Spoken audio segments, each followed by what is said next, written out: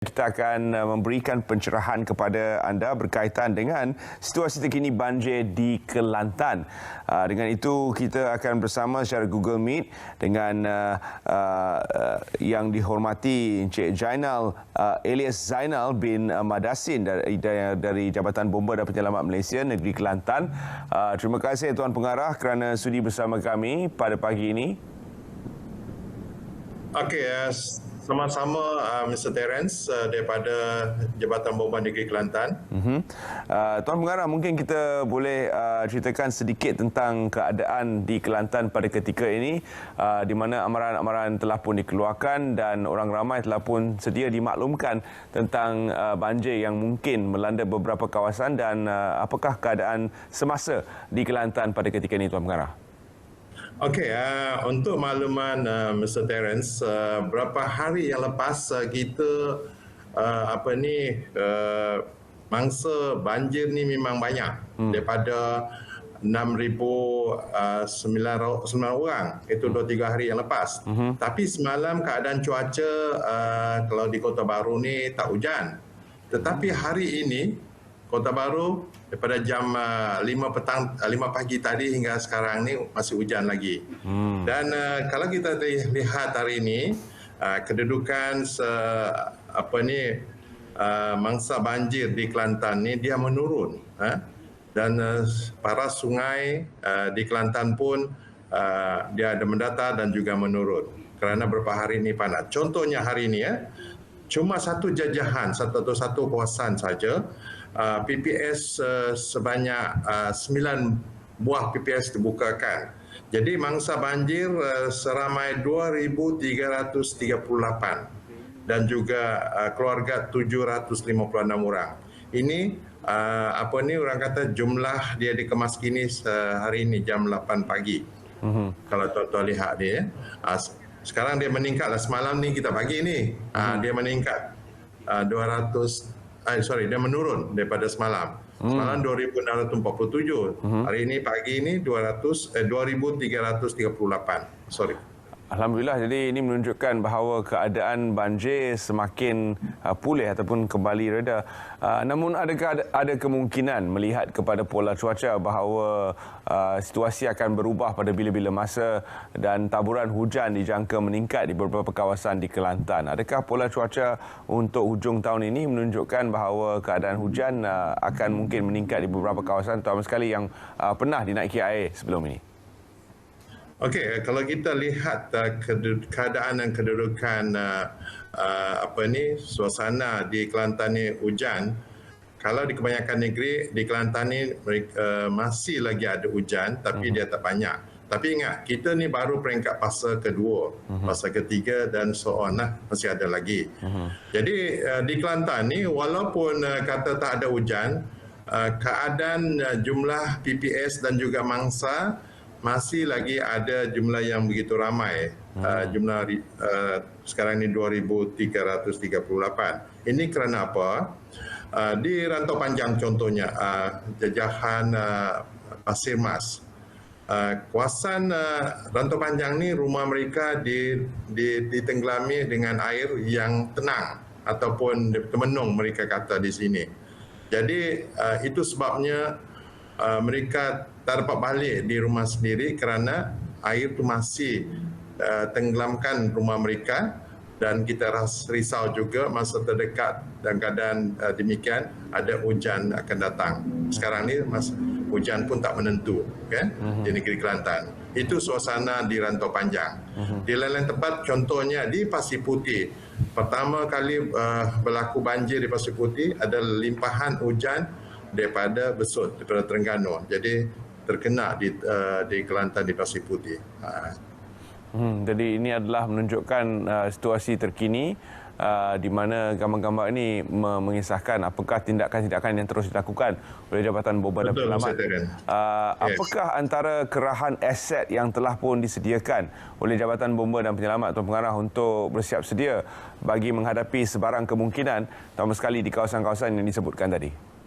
Okey, kalau Encik Terence nampak gambar ni, ini menunjukkan aset yang kita guna setakat ini, kebanyakan lori dan juga boats. Dan dalam masa yang sekarang ni, walaupun keadaan air tu dia tenang, air hujan ni tak naik lagi, tapi kita main peranan membuat pemantauan daripada satu kampung ke satu kampung. Kita dah kenal pasti hotspot kampung-kampung ni. Dan satu masa kita bekerjasama dengan NGOs, dipanggil Third Force ni, kita menyampaikan sumbangan barang-barang dapur, barang kering kepada PPS yang ada atau orang-orang kampung di kawasan yang terjejas dengan banjir ni, yang kata jauh daripada PPS. Jadi kita kena pastikan mereka.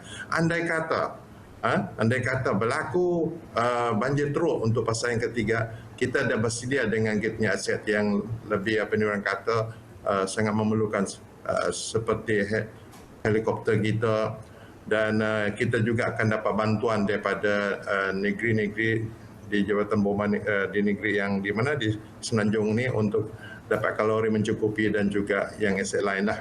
Setakat ni kita guna aset yang sedia ada, dan kita juga dapat bantuan daripada negeri berdekatan seperti Terengganu, contohnya Akademi Bomba dah.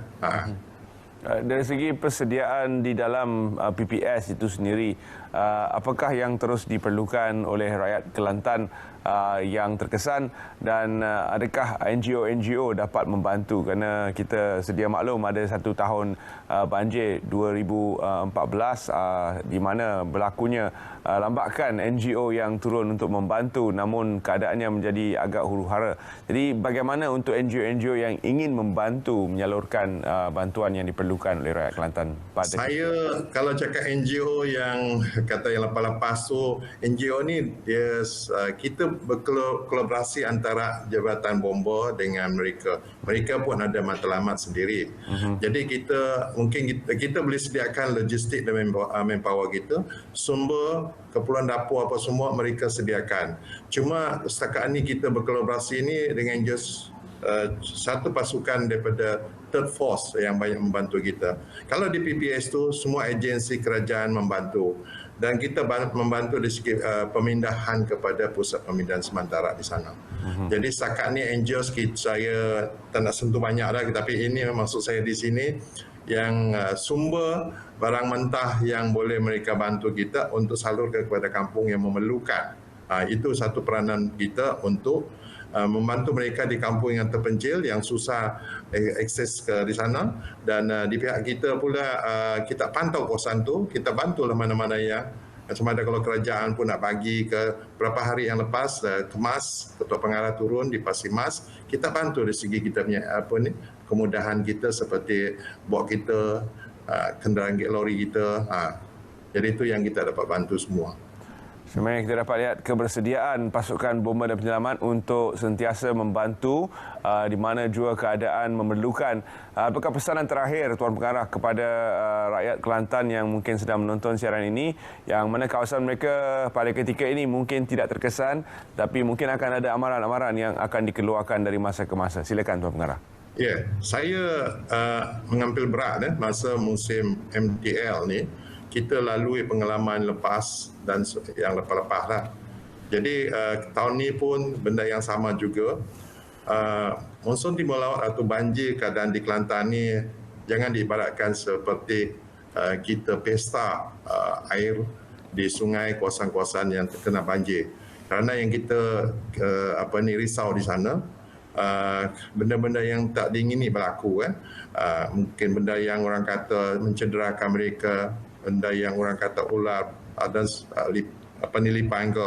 Dan pastikan juga kalau kawasan yang kena banjir ni, alert kepada media massa, Malaysia, itu penting kan. Dalam keadaan demikian, kadang kita tak boleh kop semua. Tapi kita di peringkat Jabatan Bomba dan semua agensi, sebelum banjir pun kita ada buat persiapan untuk pindahkan mereka lebih awal di PPS. Jadi itu kita mengharapkan daripada masyarakat setempat alert dengan arahan hal daripada pihak-pihak tertentu, media massa, dan di pihak kita juga kita pantau dan masa ke semasa di kawasan-kawasan yang orang kata hotspot kita. Yang orang kata ramai mandi-manda di sana, kita tegur dia. Kalau boleh kita cuba elakkan berlaku tidak diingini.